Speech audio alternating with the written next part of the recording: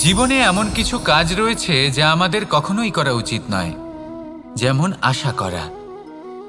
যদি আপনি আশা করেন আর আপনার আশা পূর্ণ না হয়, আপনি খুবই কষ্ট পাবেন। এবার আপনি যদি প্রতীক্ষা করেন, করতেই থাকেন, আর সেই ব্যক্তি যদি না আসে, তাহলেও খুব কষ্ট পাবেন। আর হলো তুলনা। আপনি যদি তুলনা করতে যান, তাহলে এটাই ভাববেন যে হয় আমি বা অন্য কোনো ব্যক্তি, এই দুজনের মধ্যে কোনো এক ব্যক্তি নিকৃষ্ট। আর এই ভাবনাটাই হলো অনুচিত। যদি আমরা কথা বলি সেই সব বিষয়ে যা আমাদের করা উচিত, যেমন পরীক্ষা। এই পরীক্ষা সবসময় আমাদের আরো সফল করে তোলে, আরো শ্রেষ্ঠ করে তোলে, আরো উৎকৃষ্ট করে তোলে। আসন্ন মহাসংগ্রামের জন্য আমাদের প্রস্তুত করে তোলে এই পরীক্ষা। তাই এই পরীক্ষার থেকে কখনোই পালাবেন না, এর সম্মুখীন হন। আর হলো কর্ম। কর্ম করা কখনোই বন্ধ করবেন না। তুলনা করার বদলে কর্ম করুন, প্রতীক্ষা করার বদলে কর্ম করুন, আর আশা করার বদলে কর্মই করুন। জীবন সফল হয়ে যাবে। দেখুন, সবার শেষে সত্যি বলতে এই কর্ম আর এই পরীক্ষা, এই দুই আমাদের জীবনকে সুখী করে তুলতে পারে। আসুন আর আমার সাথে ভালোবেসে বলুন, রাধা রাধা। মানুষ তার জীবনে শিক্ষা এবং প্রেম, এই দুই লাভ করে তার মাতা, পিতা এবং গুরুর কাছ থেকে। কিন্তু মানুষ সবথেকে বেশি ভালোবাসে নিজের মাতাকে, কারণ মাতা খুব নির্মল চিত্তে ভালোবাসে, শান্ত মনে আমাদের অন্তরে শক্তির সঞ্চার করে থাকেন, আমাদের উৎসাহ দেন, বলশালী করে তোলেন। ব্যাপারটা কিন্তু এমন নয় যে আমরা নিজেদের বাবা বা গুরুকে ভালোবাসি না, তাদেরকেও আমরা অত্যন্ত ভালোবাসি, শুধু ওনাদের কঠোর ব্যবহার দেখলে আমরা একটু ভয় পেয়ে যাই। এবার ওনাদের এই কঠোর ব্যবহার আমাদের ভালো না লাগলেও অত্যন্ত আবশ্যক, কারণ মাতার থেকে আমরা যে শক্তি লাভ করি তা যেন নিয়ন্ত্রণ হারিয়ে বিধ্বংসী না হয়ে ওঠে, আমরা যেন কোনো কুপথে না চলে যাই, আমরা কখনো যেন দোষ না করে ফেলি। শুধু সেই জন্য পিতা এবং গুরু একটু কঠোর হয়ে ওঠেন, এবং ওনাদের এই কঠোর আচরণ ভবিষ্যতে গিয়ে আমরা অবশ্যই বুঝতে পারি। জীবনে কিছু বছর আমরা এগিয়ে যাই আর তারপর আমরা বুঝতে পারি যে বাবা এবং গুরু আমাদের যথেষ্ট ভালোবাসতেন, কিন্তু ওনাদের ভালোবাসার বহিঃপ্রকাশ আলাদা। প্রয়োজনীয় হলো এটা দেখার, এটা বোঝার যে শুরু থেকে আমাদের প্রতি ওনাদের আচরণ কেমন ছিল।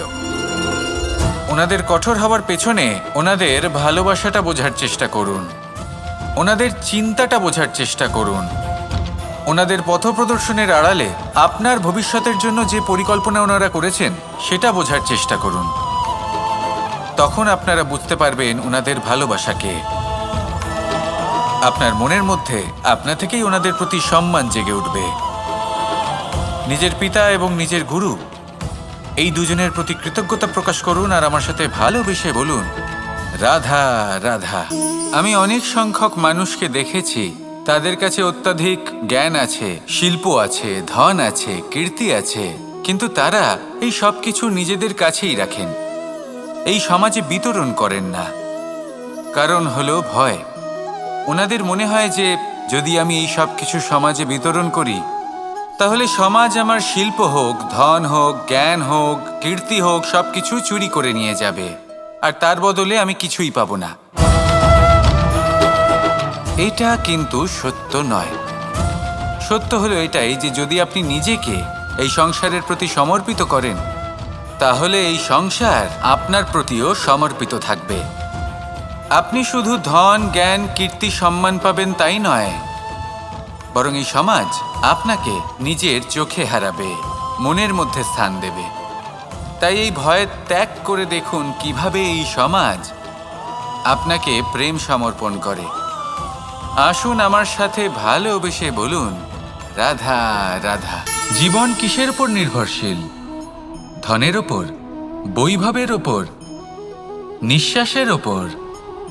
না, এই জীবন নির্ভরশীল বিশ্বাসের ওপর। বিশ্বাস নিজের ওপর, বিশ্বাস আমাদের আপনজনের ওপর।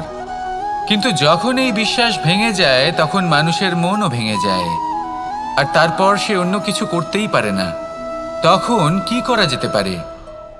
তিনটে কাজ আছে যা আপনি করতে পারেন। প্রথম, ভালোবাসা। যাকে আপনি ভালোবাসেন, যারা আপনাকে ভালোবাসে, ভুল যারই হোক না কেন, তার কাছে ক্ষমা চাইতে কখনোই সংকোচ বোধ করবেন না। দ্বিতীয় হলো বিশ্বাস। যারা আপনাকে ভালোবাসেন, আপনাকে বিশ্বাস করেন, তাদের বিশ্বাস কখনো ভাঙবেন না। তৃতীয় হলো আশা। যারা আপনাকে ভালোবাসেন, আপনাকে বিশ্বাস করেন, তাদের আশা আপনার সাথে জড়িত। তাদের থেকে কখনো কিচ্ছু লুকোবেন না। এই তিনটে কাজ করুন আর এই জীবন সুপ্রসন্ন হয়ে বলবে, রাধা রাধা।